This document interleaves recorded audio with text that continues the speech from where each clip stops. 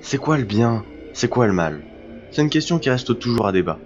Si le bien, c'est d'aider ceux qui en ont besoin, est-ce que c'est mal de penser d'abord à soi si on est nous-mêmes en danger au détriment d'une autre personne?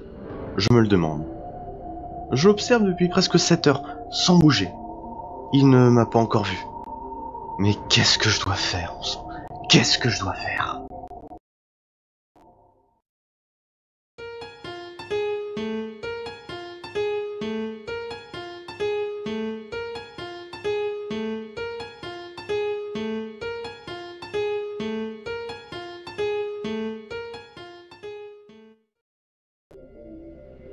Je sortis de ma salle d'anglais. Non, je ne suis pas élève, mais professeur de lycée.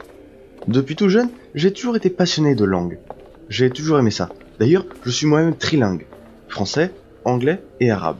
J'ai passé mon enfance en Arabie, mais j'ai étudié en France. Et même si je ne suis jamais allé en Angleterre, bien que j'adorerais, je me suis vite passionné de cette langue. Souvent, après les cours, je passe voir Céline, la responsable du CDI. Je l'aime bien, et pour te dire, j'ai quelques sentiments pour elle. C'est tout naturellement que je me dirigeais vers la bibliothèque. Une fois arrivé, je fis semblant de prendre un livre et je commençais à le feuilleter. Mais mon attention était bien entendu dirigée vers Céline. Je me fichais du contenu du livre.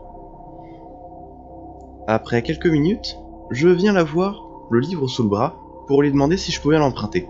C'était bien sûr un prétexte pour entamer la conversation. Manque de chance, elle avait l'air occupée. Elle était au téléphone. Alors, elle n'eut pas beaucoup de temps à m'accorder. Même si elle affichait un grand sourire de politesse, je voyais que je la gênais. Alors je me dépêchais de partir avec le livre. Après un bref « bon week-end », je fus assez attristé qu'elle ne me réponde pas en retour. Et je partis. En marchant jusqu'à chez moi, je réfléchissais encore à une façon d'approcher Céline, quand par maladresse, je fis tomber le livre que j'avais à peine emprunté dans une grande flaque de boue.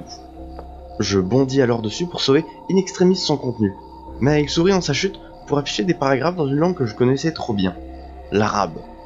En voyant ces mots si familiers, je ne pus m'empêcher de sourire de nostalgie, en me rappelant de mon enfance et tout. Je pris immédiatement le livre et commençai à le feuilleter plus sérieusement, en plein milieu de la rue. En remarquant que je lisais dans la rue, je le pris et rentrai chez moi en sifflotant. Une fois chez moi, je m'assis sur mon fauteuil et commençai à le lire sérieusement. Ce livre parlait de tout plein de choses, politique, littérature, technique, et même actualité. À chaque page que je lisais, je me sentais attiré par la suivante. C'est comme si ce livre avait une intelligence artificielle qui me faisait lire tout ce que je voulais lire. Et j'en suis sûr, comme la plupart d'entre vous l'auraient fait, je le lus sans modération. Et quand je relevis les yeux, le ciel s'était assombri pour laisser place à la pleine lune. J'eus un peu honte de devoir corriger toutes mes copies en plein milieu de la nuit, moi qui suis accro aux horaires stricts avec mes élèves. Et une fois fini, je tombai de fatigue dans mon lit. Maintenant que j'y repense, j'avais fait un rêve étrange. J'étais dans une sorte de monde parallèle. Un monde sans réel sens. C'était à peu près le rêve classique.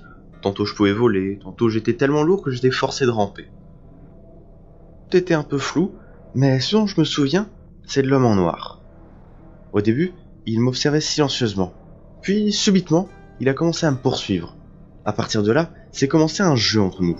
Il était le chasseur et j'étais la proie. Même dans ce monde qui n'a aucun sens, et comme tous les rêves, je finis par me réveiller. Au moment où il allait m'attraper justement. À mon réveil, après un bon petit déjeuner, je pris la décision de finir le livre que j'avais commencé hier. Curieusement, il avait l'air plus gros, et même après avoir passé la journée dessus, je ne l'avais toujours pas fini. Même s'il était toujours concentré sur le livre, il arrivait qu'à certains moments, je levais le regard de mon bouquin. Pas par ennui, mais par instinct. Je me sentais observé, et j'avais l'impression que l'homme en noir continuait à jouer au chat et à la souris. Mais cette fois, il n'attaquait pas.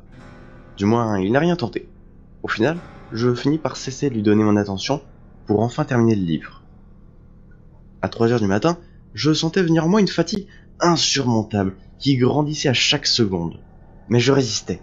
J'avais un mauvais pressentiment. Comme un enfant qui a peur du monstre sous son lit, je résistais au bras de Morphée. Mais comme hier, je me suis écroulé de tout mon poids, toujours avec le livre dans la main. La suite me paraît un peu floue, comme un rêve. Encore cette fois, j'étais poursuivi par l'homme en noir. Mais à la différence d'hier, il parlait. Il essayait de me convaincre de m'arrêter. Il me parlait de langue, de mes parents, de politique. C'était comme le livre. Mais au moment où il a prononcé le nom de Céline, je me suis stoppé net et je me suis retourné d'un coup sec. Erreur de débutant. Je me souviens plus de rien après ça. Je pense qu'il m'a attrapé.